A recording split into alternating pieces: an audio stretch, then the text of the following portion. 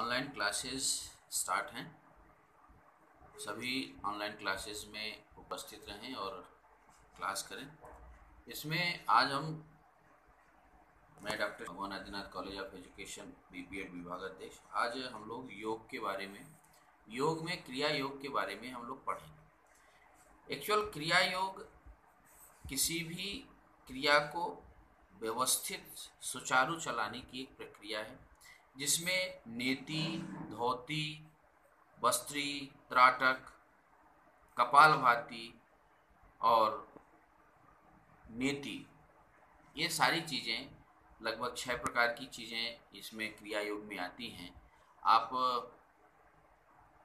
आज जो है नेति के बारे में हम लोग पढ़ेंगे। नेति में सबसे पहले जल नेति के बारे में बात करेंगे। जल नेति में हम लोग एक तुम्बीदार लोटा, गरम पानी, उसमें हल्का आंसू के टेस्ट के आधार पर उसमें नमक मिलाएंगे, पानी को ठंडा कर लेंगे, थोड़ा सा गुनगुना रहेगा। हम लोग उस तुम्बी वाले लोटे से अपने नाक पर, दाहिने नाक पर लगाएंगे और पूरी तरह से अपने गर्दन को लेटी हुई अवस्था पर रखेंगे। इसमें हम ये देखेंगे कि किसी भी तरह से हम जो श्वास की क्रिया है वो नाक से नहीं करेंगे। इसमें हम मुंह के द्वारा सांस की क्रिया को करेंगे, ताकि श्वास भी चलती रहे और पानी भी नाक पर प्रवाहित होता रहे। इसमें सावधानी आवश्यक है। इसको करने के लिए किसी सक्षम गुरु के पास सानिध्य में रह करके ये क्रियाएं की जाती हैं। सबसे पहले मैं क्रियाविधि की बात करता हूँ। एक तुम्बीदार लोटे में पानी भर लेते हैं।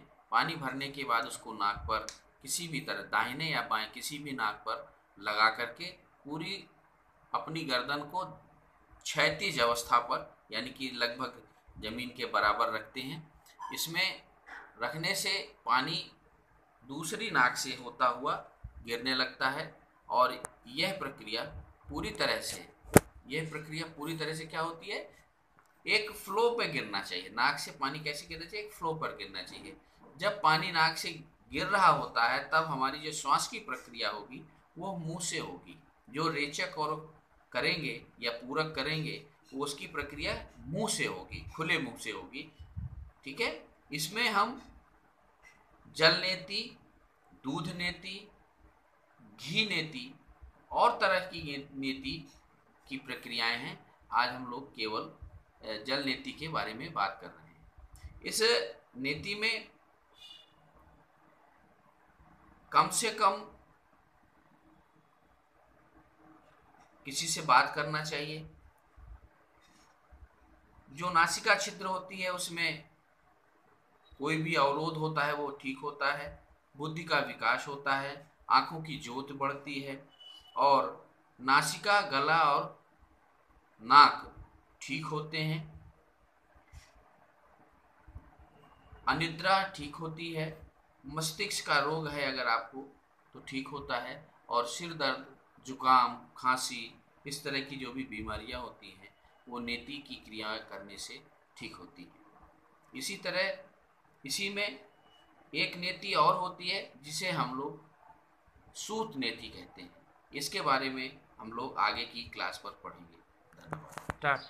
अब हम लोग ये प्रक्रिया एक नाक की एक सिरे से करते हैं और पूरी तरह से उसको हम लोग पानी को, एक लोटा पानी या आधा लोटा पानी को उसके नाक से गिराते हैं और उसके बाद हम लोग पूरी तरह से रेचक करते हैं, यानी कि दाहिने नाक को दबा करके पूरी तरह से श्वास को बाहर निकालेंगे और मुंह से श्वास लेंगे। इसमें बेसिक चीज़ होगी, मुंह से श्वास लेंगे। फिर हम दूसरी नाक से ऐसे करेंगे और पूरी तरह से नाक से पानी को नीचे गिरा देते हैं और फिर हम उस तुम्बीदार लोटे को फिर हम दाहिने या बाएं, जिससे हम कर चुके हैं उसके अपोजिट वाली नासिका छिद्र से फिर हम पानी डालने का प्रयास करेंगे और वो पानी पूरी गर्दन को पूरी तरह से हम लोग क्षैतिज अवस्था, यानी कि जमीन के बराबर लेवल पर रखते हैं, ताकि वो पानी पूरी तरह से दूसरी नाक से गिरता रहे। इसमें जो सावधानी रखने की जो बात होती है वो श्वास मुंह से लेना है। कंसंट्रेशन पूरी तरह से क्रिया योग पर रखना है। अगर आपको कोई दिक्कत आ रही है तो तुरंत गर्दन को सीधी करते हुए दोनों नाकों से पानी को करके बाहर निकाल देना है, एक एक नाक से निकाल देना है। और श्वास की प्रक्रिया, जो भी श्वास की प्रक्रिया होगी उसे मुंह से ही लेना है, ठीक है। अगर आप लोग ऐसा कर लेते हैं तो किसी भी दुर्घटना से बच सकते हैं। अगर ऐसा नहीं करते हैं, बात करते जाते हैं, अचानक आपने श्वास को नासिका से श्वास ले लिया तो वो पानी जो आपका पानी है, नेति कर रहे हैं, वो पानी आपके मस्तिष्क पर आ जाएगा। हो सकता है आप कुछ देर के लिए अचेतन हो सकते हैं, कुछ देर के लिए सिर में बहुत भयंकर दर्द हो सकता है, आप हॉस्पिटलाइज हो सकते हैं। इसलिए इन क्रियाओं को करने के लिए किसी योग्य गुरु, जिसने कुछ किया हो, किताब का अध्ययन नहीं, उसने क्रिया योग किया हो, यानी कि उसने प्रैक्टिकल अनुभव किया हो। इस तरह हम ये देखेंगे कि नेति में इन विधियों का प्रयोग करें, इन सुविधाओं का प्रयोग करें, दिए गए जो उसमें बताए गए लाभ हैं उसको लाभान्वित करें और सुरक्षित भाव से इन क्रियाओं को करना चाहिए।